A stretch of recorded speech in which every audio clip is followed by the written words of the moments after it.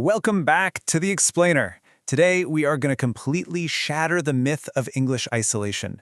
When we think of England, this famous island nation, it is so easy to imagine a history that's just totally cut off from the rest of the world.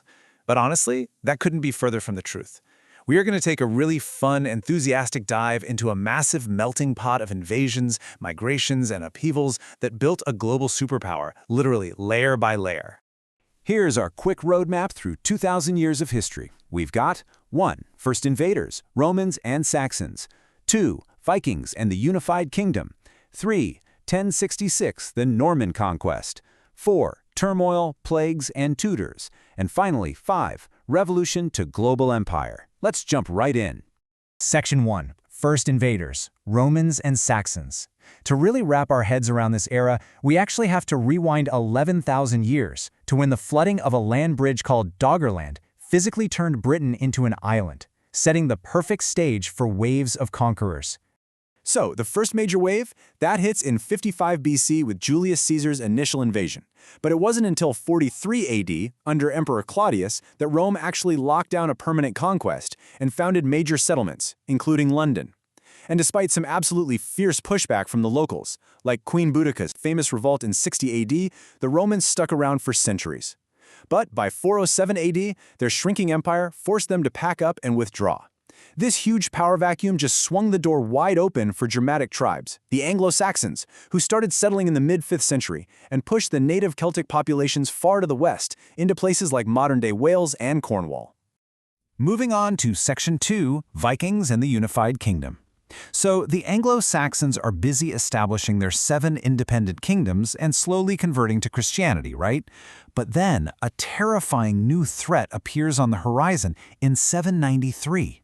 Viking longboats. Now, what started as quick hit-and-run raids escalated quickly. By 865, we're talking about a massive invasion by the Great Heathen Army, just gobbling up kingdom after kingdom. Pushed entirely to the brink and literally forced into hiding, King Alfred the Great managed to rally his forces and push the Vikings back at the Battle of Edington in 878. He restricted their rule to the eastern region, a place known as the Danelaw.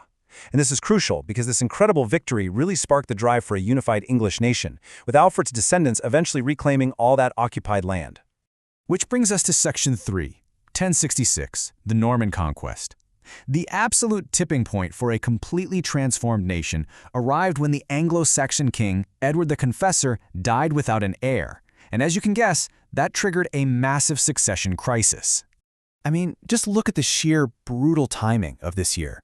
January 1066, King Edward dies, and Harold Godwinson takes the throne. Fast forward to September, and King Harold successfully defends the north, crushing a Norwegian invasion at Stamford Bridge. But almost immediately, no rest at all, he faces another invasion in the south from Duke William of Normandy. Imagine the sheer exhaustion of Harold's army, marching rapidly across the entire country right after a huge battle, only to be utterly destroyed by William's forces at Hastings in October. Harold is killed, and by Christmas, William is crowned king.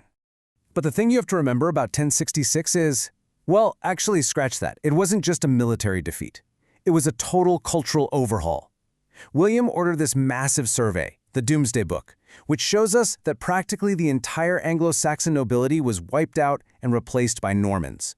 They brought in French as the language of the ruling elite.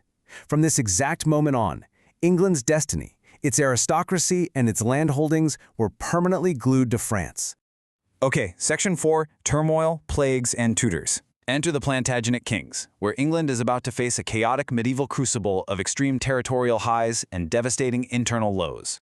Those continuous, ridiculously expensive wars over in France heavily drained the royal bank accounts, and that directly weakened the crown at home, sparking immense friction with the nobility.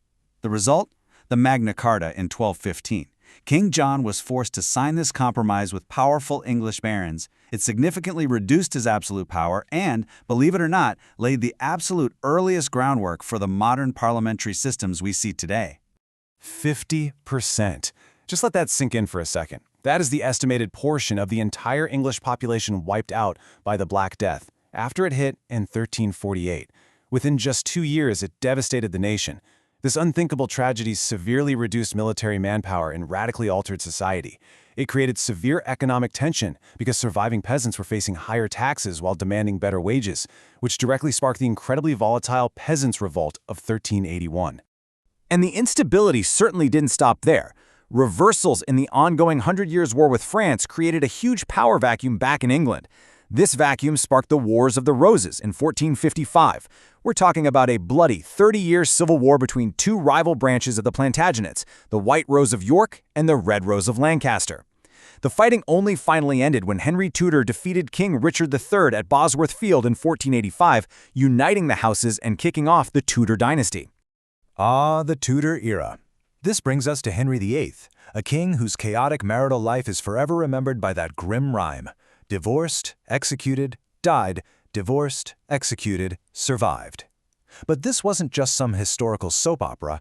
It was driven by his obsessive, desperate need for a male heir.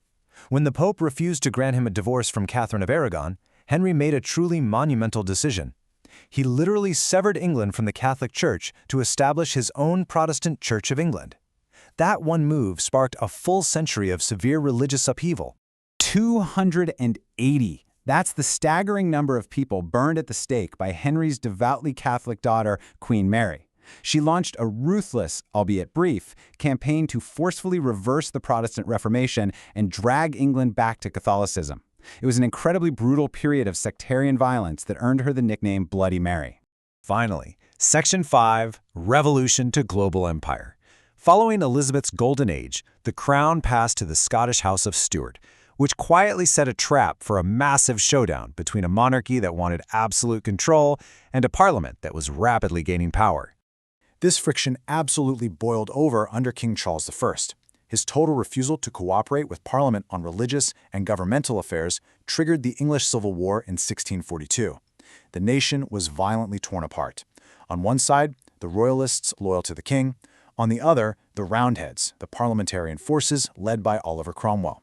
The Roundheads ultimately won, which led to the unprecedented execution of King Charles I in 1649 and turned England into a republic for a brief period.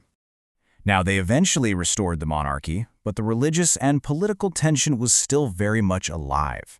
When the Catholic King James II took the throne, the political establishment moved fast. In 1688, they actually invited his Protestant daughter Mary and her Dutch husband William of Orange to invade. James fled without a major fight in what we call the Glorious Revolution. This was permanently cemented by the 1689 Bill of Rights, which legally recognized the ultimate sovereignty of Parliament and irreversibly capped the absolute power of the crown forever. With a stable parliamentary system finally in place, expansion just exploded. In 1707, the Acts of Union officially merged England and Scotland into Great Britain. Throughout the 18th century, under the Hanoverian kings, mercantilism and the Royal Navy built global maritime dominance. Then, the 19th century brings the Industrial Revolution, completely supercharging the economy and fueling the largest global empire in world history.